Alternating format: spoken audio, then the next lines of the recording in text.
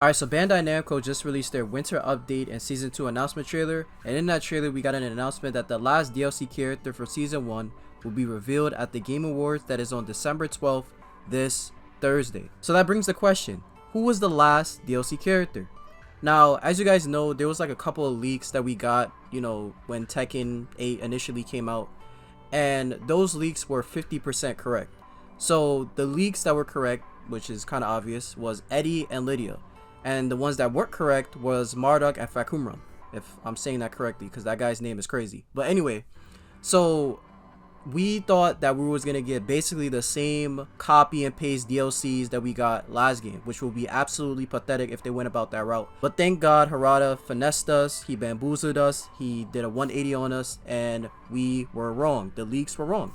So now that we were wrong and the leaks were not credible, and we got Heihachi, which, if you guys didn't see my last video, was very questionable but also okay at the same time. It was a very weird decision on Harada and Bandai Namco's part, but it came out well, I guess. Like, it's one of those things, like I said in my last video, it was kind of like mediocre, it was very mid, so it was okay. It was fine. So now that we have Heihachi out the way, we have the last DLC character, and that begs the question, who is that character? So that's what this video is going to be talking about. I'm going to give you guys some of my predictions, and who out of all these characters I'm going to list, who do you think will be in the DLC? There's only one character that I have like 100%, I'm not going to say 100% certainty because I don't know, but I have a gut feeling that this character might be in there. But let's go along and let's get straight into the video.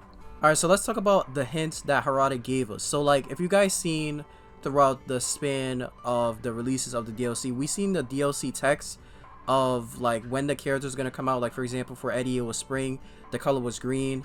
For Lydia it was pink. And then for Heihachi, they kind of, as I said, they kind of bamboozled us, because if the leaks were true, it was going to be Marduk, because Marduk is kind of like blue, kind of has the green blue kind of aesthetic with his attire and stuff like that. And then with orange it was going to be Fakumram, because he like lights up and whatever, he has like light up powers or something like that. Fakumram, he kind of like powers up, his like chest becomes orange or something like that. I think, if I'm correct, if I'm not, then forgive me, but I'm pretty sure that Fakumram, one of his like powers is like he like lights up orange or something, and that was like his power up or whatever. So that was basically going to be the lineup for the DLC characters if the leaks were true, but they weren't. So now that they're not true and they bamboozled us, they finessed us, as I said, now we have Heihachi, which they gave him this blue aesthetic. I mean, it kind of fits him if you guys look at the like promotional picture of the lineup for the DLCs and whatnot, but it kind of doesn't, because he's like, his attire is like gray and stuff like that. So I mean, it kind of fits him, it kind of doesn't. It's kind of weird. Now for the winter text, it is orange. Now the first thing that comes to mind when I think of orange is the element of fire and rock. Those are the only thing that comes to mind when it comes to the elements of powers and things of that nature.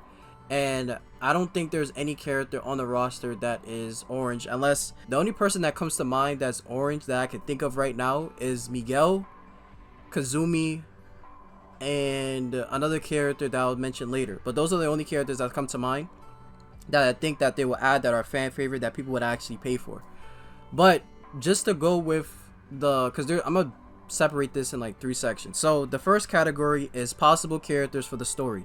Now I do not know if they're going to continue this DLC story thing, or they're going to continue with the expansion of the story. I have no idea if they're going to do that. If they do go with this DLC story expansion and then continue the story with this DLC, then these characters I'm about to mention kind of goes along with the story, and they kind of tie into like the Mishimas and things of that nature. So here are the possible characters that I have if they're going along the DLC story and adding characters to continue the DLC expansion and whatnot. So here are some of the characters. So the characters that I have is Ogre, that green fiery guy.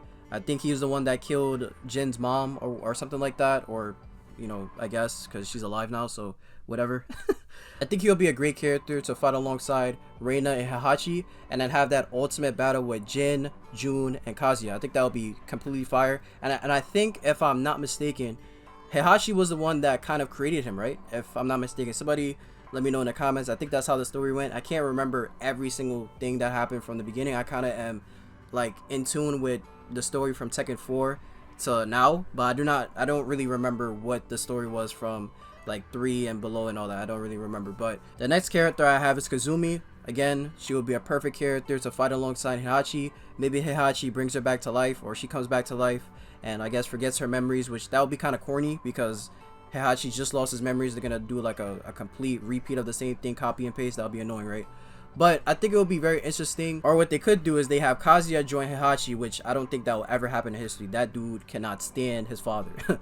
But they can have Kazuya, Heihachi, and Reina, and then have Jun, Jin, and Kazumi fight against that, which I don't think that will happen because Kazuya just cannot stand his father. I don't think that's gonna happen, so we're probably gonna get Heihachi, Reina, Kazumi, and then Jin, Jun, and Kazuya, and then that'll probably be that. So yeah, that's the next character I have if they expand the DLC story and, you know, add characters just for the DLC story and whatnot. The next character I have is Eliza. Now listen, I know she was DLC last game, but let's be honest, Harada does not care if he had DLC from last game, DLC again in the current game. He does not care at all. So we can already scratch off, like, you know, characters that were DLC last game not reappearing again as DLC again. Look at Lydia.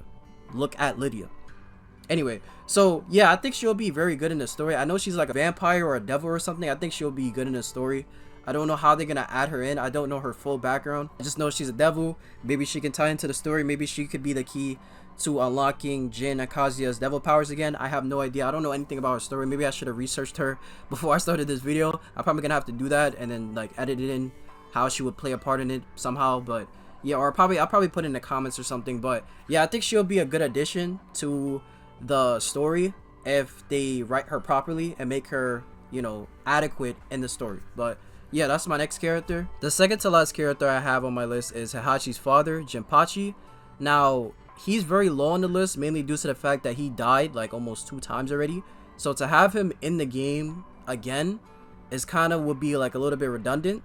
So he's like kind of low on the list, but again, this is if they continue this adding DLC characters to expand the story. So he's very low on the list, but I wouldn't be surprised if they brought him back, so, you know, to finish off the Mishima bloodline devil stuff. You know, I wouldn't be surprised if they brought him back, but again, he's very low because he died twice, and I wouldn't bring him back like a 3rd time. It just wouldn't make any sense. Now the last character I have is Anna. Now she's very low on the list because again, she doesn't really have any involvement in the story, especially like Tekken 8. She wasn't even like mentioned at all. I mean, Nina was in it, but like she didn't really have any relevance to the story. Like she was just basically, I'm not gonna say she was a scrub, but she wasn't really that important to the story. Like she was in there, you know, she took orders from Kazuya or whatever, and like, you know, was on his side, but she didn't really have any like real relevance to the story. And if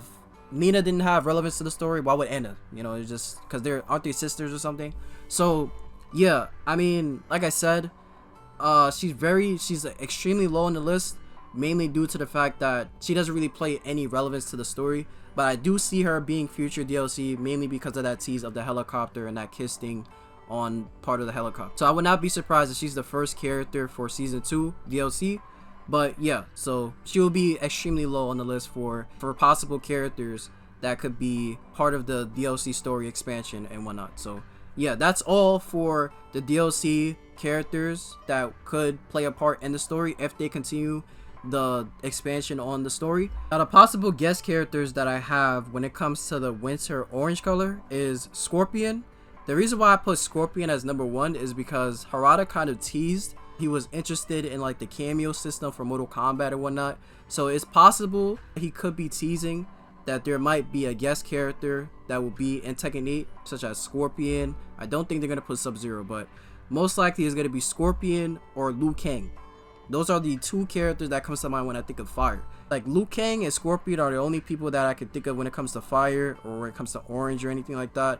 And I mean, you could say Tremor, but you know, let's be honest, they're not about to add Tremor in Tekken 8. He's not that popular. I'm not gonna say people don't care about him and don't like him, but he's not that popular, and most people would not even know who that is if they added Tremor as DLC, and it would just be like scratching heads to everybody. So they're not gonna add Tremor as DLC in Tekken 8. So it's the most likely pick is rather Scorpion or Liu Kang. So those are the only characters I could think of. The next character I have is Ken. Ken, obviously, he has fire. I don't think they're gonna add Ryu. I mean, it would make sense for them to add Ryu, but just to go with the theme of how Tekken 8 is like shaping up, I would probably add Evil Ryu instead. It makes a little bit more sense, especially where they're going with the direction of like eradicating the devil gene and all this stuff. I mean, you could say that it would make more sense to have Ryu in there to like kind of combat that evil, but I would probably add Evil Ryu in there, I guess, just because it just adds up. It just makes sense with the story and how it was built up. I would add Evil Ryu in there. And the last character I have is Akuma. Again, I don't think they're gonna add Akuma in there because he was DLC last game, but I would not be surprised because Harada loves adding DLC characters once again from last game. We already seen it with Lydia, so it's like, you know, it's kind of annoying that he does that, but what can we do? What can we do? So yeah, that is it. Let me know how you guys feel about my predictions below. My gut feeling is telling me that it's gonna be Scorpion. That's my number one pick. My number one prediction is Scorpion. The second, I probably would say Ogre. And then the third one, I probably would say Kazumi. So yeah, Scorpion, Ogre, and Kazumi. Those are the three characters that I have a strong feeling that could possibly be the last DLC character for Season 1. Let me know how you guys feel about that in the comments below. Who do you guys think will be the last DLC character for Season 1? Sound it off in the comments below. If you guys are new to the channel, subscribe, like the video, subscribe to my Christian channel. It's very important to your salvation and what happens after death. And if you guys want to see my thoughts on the DLC story and how it was made, click the end card video, and I'll talk to you guys in the next one. God bless.